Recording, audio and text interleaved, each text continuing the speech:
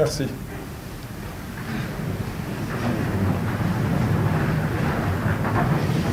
Je vous remercie. Mesdames, Messieurs les ministres, Messieurs les officiers généraux, Messieurs les secrétaires généraux, Mesdames, Messieurs les directeurs généraux, Mesdames, Messieurs les directeurs, Mesdames, Messieurs les partenaires sociaux représentant les acteurs du transport routier, Mesdames, Messieurs, je voudrais à l'entame de mon propos et à la suite de son Excellence, le Président de la République, M. Macky Sall, présenter les plus sincères condoléances du gouvernement à tout le peuple sénégalais et aux familles des personnes décédées à cette occasion. Je prie pour le repos de leur âme. Je souhaite un prompt et complet rétablissement aux blessés auxquels l'État manifestera sa solidarité et adressera son appui. Chaque année, on l'a dit mais il faut le répéter, plusieurs centaines de personnes sont tuées sur nos routes et fait des accidents de la circulation la première cause de mortalité dans notre pays. Le chef de l'État avait d'ailleurs demandé au gouvernement, lors du Conseil des ministres du 12 octobre 2022, de tenir une réunion interministérielle sur la sécurité routière en vue de l'adoption prochaine en Conseil des ministres de nouvelles mesures visant à lutter efficacement contre la recrudescence des accidents qui ont fait plusieurs morts et blessés sur nos axes routiers et autoroutiers. Le regrettable accident survenu hier ayant occasionné la mort de 39 de nos compatriotes et plusieurs blessés nous rappelle l'obligation et l'urgence d'agir pour mettre un terme définitif à ce drame. Au-delà de l'indignation, nous devons porter un message de responsabilité. Les accidents constituent un drame qui endeuille chaque jour nos familles et qui peut frapper chacune et chacun d'entre nous et à tout moment.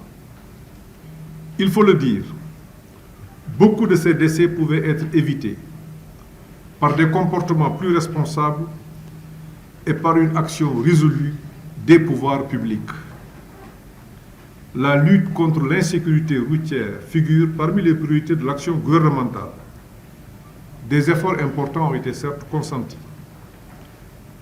Le président de la République, Macky Sall, a initié un programme sans précédent de réalisation d'infrastructures routières, autoroutières et de désenclavement pour améliorer la connectivité du territoire, renforcer la mobilité urbaine et partant, lutter contre l'insécurité routière.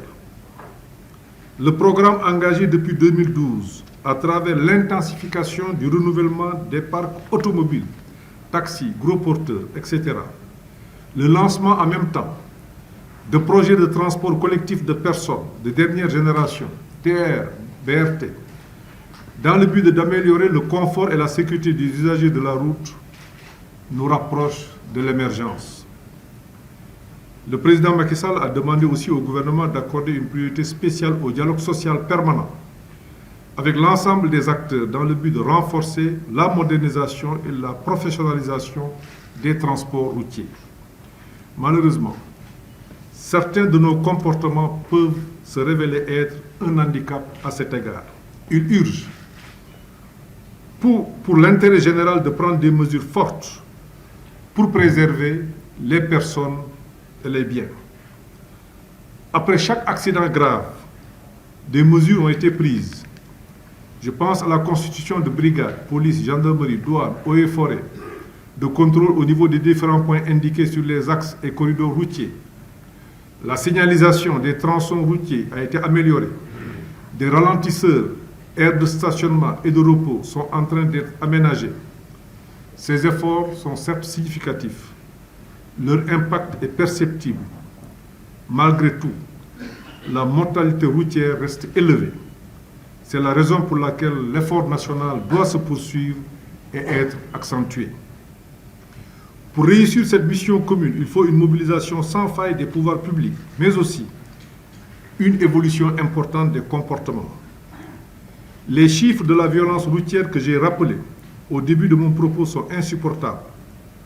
Au-delà des morts enregistrés chaque année, il y a les innombrables blessés qui peuvent subir des traumatismes dont certains peuvent être irréversibles. Il faut se féliciter d'ailleurs de la prompte réaction de nos services de santé et du dispositif mis en place à Kaffrine, qui montre à souhait la pertinence de la vision du président de doter nos régions de capacités qui n'ont rien à envier à Dakar. Ainsi, les accidents de la route causent une souffrance profonde aux victimes, à leurs familles et à leurs proches. Au-delà du lourd tribut humain, les violences routières constituent un véritable fléau social et économique. Ils alimentent la pauvreté et ralentissent notre marche vers l'émergence. Le coût économique de l'insécurité routière dans notre pays est aujourd'hui estimé à plus d'1% du produit intérieur brut. En conséquence, c'est tout le monde qui perd. Conducteurs, transporteurs, État, passagers. Beaucoup de personnes en âge de travailler en sont victimes. De nombreuses familles tombent dans les soins médicaux prolongés ou par la perte d'un soutien de famille. Nous devons tous prendre conscience de la gravité de la situation, car elle nous interpelle tous. Et nous devons réagir vivement en nous mobilisant pour arrêter cette spirale qui, du reste, n'est pas une fatalité. Car dans bien des cas, ce n'est pas la route qui tue, ce n'est pas la voiture qui tue.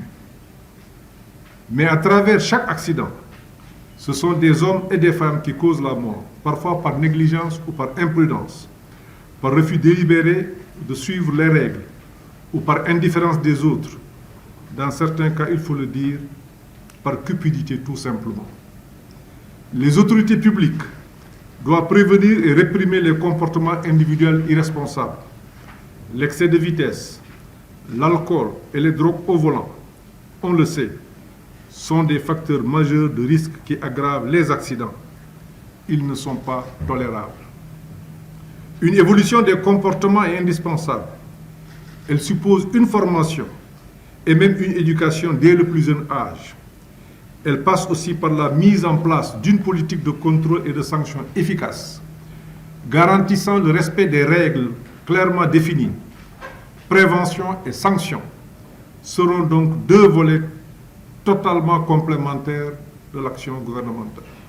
En la matière, seules sont véritablement efficaces les mesures dites de rupture, c'est-à-dire les mesures qui modifient en profondeur le comportement des conducteurs et des usagers de la route. Ces mesures permettront une diminution réelle du nombre de morts. Je veux donc le dire ici et très clairement. Les mesures que nous annonçons aujourd'hui répondent à un seul et unique critère. Leur efficacité à diminuer le nombre d'accidents. Le gouvernement, conformément à la volonté du président de la République Macky Sall, va donc bien sûr continuer à veiller à l'amélioration de l'offre routière, construire et entretenir, participer à la formation des chauffeurs, soutenir les transporteurs dans leur politique d'acquisition, de renouvellement et de modernisation du parc. Mais il se concentrera aussi sur le facteur comportemental pour diminuer significativement le nombre d'accidents. Si nous voulons atteindre l'objectif de la décennie mondiale d'action des Nations Unies, de réduire de 50% les décès et blessés graves liés aux accidents de la route sur la période 2021-2030, aucun acteur, aucun potentiel ne doit être laissé de côté. À la fin de nos travaux, une série de mesures à la fois claires, réalisables dans l'immédiat ou à court terme, devront être identifiées pour agir sur les déterminants de l'insécurité routière.